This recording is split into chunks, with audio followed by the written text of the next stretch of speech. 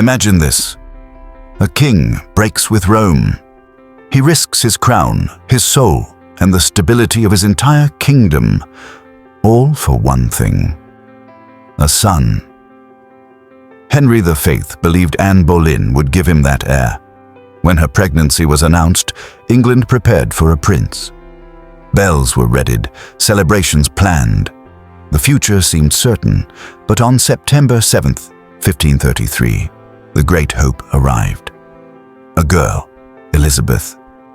The disappointment was immediate. The grand pageantry for her christening was quietly reduced. Henry forced a smile, insisting more sons would come. But in his heart, and in the whispers of his court, the truth was clear. Elizabeth was not the child England wanted. Still, she was a princess. She grew in silks, cared for by noble ladies, her cradle gilded with wealth. Yet beneath that luxury lay something colder. She was not her father's triumph. She was his failure. Her mother, Anne Boleyn, fought to secure Elizabeth's place. But the walls were closing in. By the time Elizabeth was just 2 years old, Anne was dragged to the Tower of London, accused of betrayal and adultery. Days later, she was beheaded. Elizabeth, the bright-eyed toddler, was stripped of her title, branded a bastard, cast out from the line of succession. One day a princess, the next, nothing. Imagine that. Your mother executed, your crown ripped away, before you were old enough to understand a word of it. But Elizabeth learned quickly. She watched, she listened, and above all, she endured.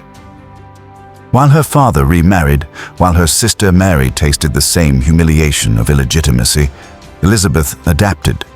She grew cautious, careful, silent when needed but keenly observant.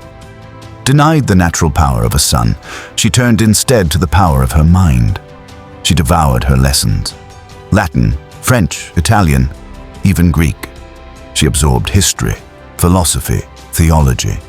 Every rejection made her sharper. Every humiliation, a stone in the foundation of her resilience.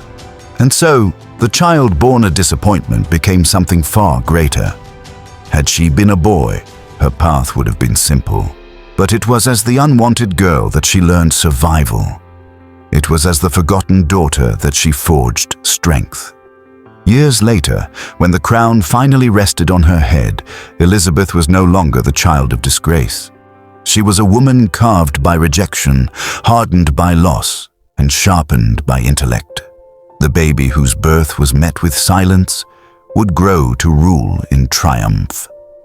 The girl England never wanted became the queen England would never forget.